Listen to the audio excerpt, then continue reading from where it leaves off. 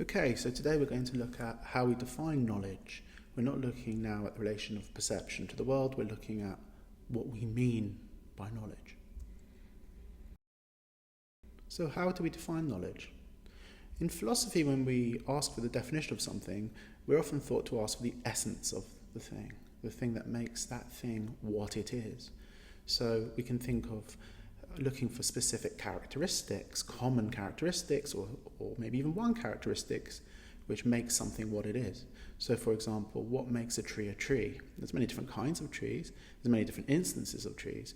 What do you need to have specifically to have a tree? Well, philosophers call those the necessary and sufficient conditions for something, and in this instance we're looking for the necessary and sufficient conditions for knowledge. If you look at this, you see, well, you have three different kinds, different forms of water. They all share something in common, right? So we're seeking the necessary and sufficient conditions of whatever it is, X, right? And necessary and sufficient means all that we need and everything that we need to have the thing itself. So for example, when we have H2O, we have water. And if we have water, we have H2O. Water can be analysed without remainder as H2O. Okay, so it's worth remembering that there are different kinds of knowledge. There's something called know-how, for example, knowing how to make a chair or a table, like the carpenter. There's something called acquaintance knowledge, knowing a person or a city like Cambridge, or the look of a colour. And finally, there's propositional knowledge, knowing a proposition, for example, knowing that Paris is the capital of France. The tripartite definition of knowledge is really about knowing facts, knowing certain propositions. And Plato argued that in his theory that to have knowledge is to have justified true belief. When you have justified true belief, you have knowledge. When you have knowledge, you have justified true belief. So the idea is that those things are equivalent. Just as H2O and water are equivalent, justified true belief are the ingredients for knowledge. These are two different concepts. In a way, they're four different concepts. They point to the same thing, right? And that's the key idea here, that there's this one thing called knowledge. The word knowledge or the concept knowledge is labelled, and then you have justified true belief, which makes it what it is. Now, there's two ways of kind of criticising this theory. You could perhaps lose one of these things, right? Some philosophers think that you don't need to have justified true belief, right? Some people have claimed you don't need to have all of these three elements, you could just have belief, or truth, or true belief, or justified belief, whatever. Another way to criticise this is to say, hold on a minute, actually you need more, this isn't enough.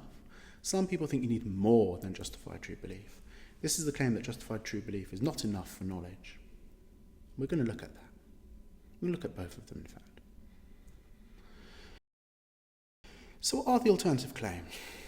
Well, one claim is that we don't need justification. You can know by just having true belief. Another claim is that we can know without belief. You can have justification and evidence.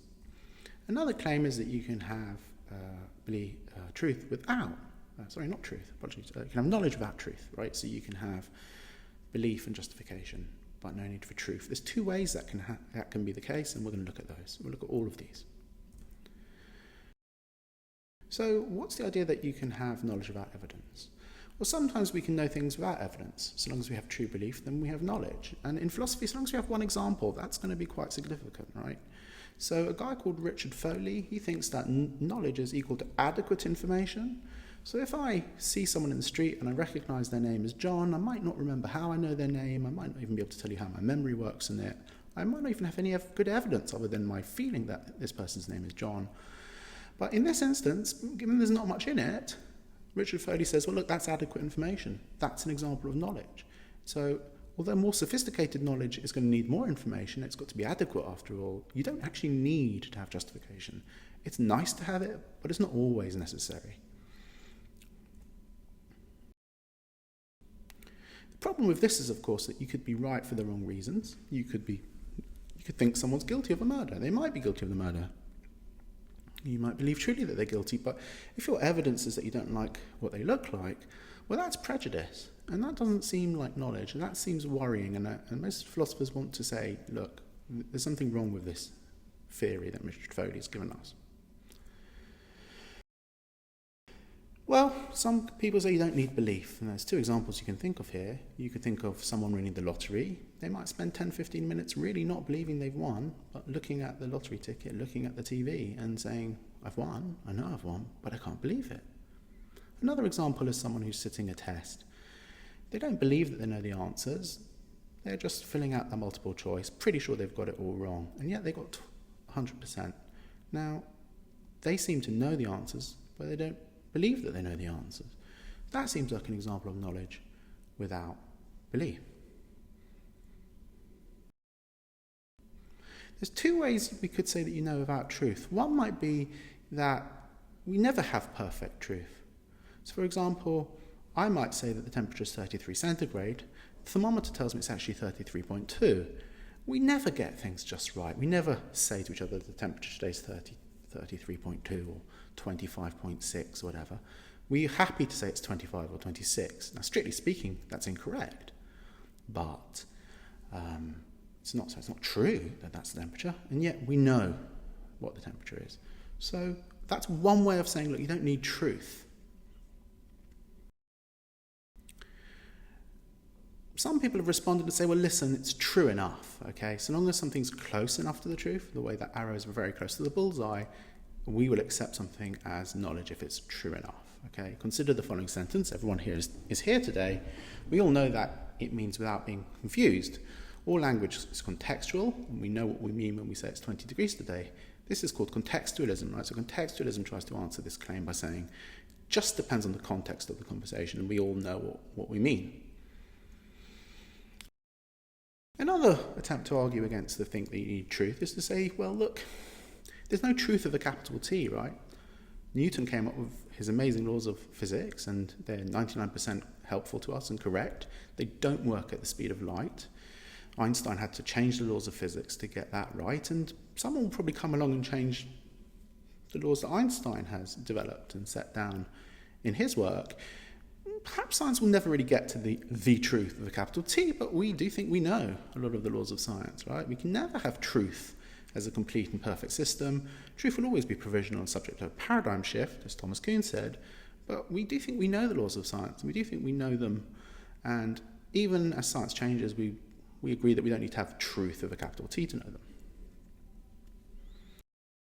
The problem with this, however, is that a future scientist might come along, and she may well, or he may well, give us a complete theory of everything, right? They may finally work out the perfect laws of physics, and that we don't need to worry about kind of filling in any gaps anymore. So we can't be sure that the paradigm shift theory is correct. So Aaron explained the tripartite theory of knowledge. I've given an example here because it's useful for you to see. So the tripartite theory of knowledge, first developed by Plato, claims to define knowledge as true justified belief. What this definition does is describe the essence of knowledge, what all instances of knowledge have in common, what the key characteristics of knowledge are. The reason it is tripartite is that we understand the essence of knowledge to have a three-part structure. To make sense of this, we can give an example. If I know that there are 1,000 trees in Regent's Park, then I'm saying, 1, it's true that there are 1,000 trees in Regent's Park. 2, I believe the proposition that there are 1,000 trees in Regent's Park. 3, I have evidence for the proposition there are 1,000 trees in Regent's Park. If I'm missing any of these conditions, I cannot be said to know the proposition, but at best to be only of the opinion that it is true. Knowledge is therefore equivalent to justified true belief. And when you have these three conditions, you can be understood to know the proposition. And I would add in there, of course, that this is a definition of propositional knowledge as opposed to know-how or acquaintance knowledge.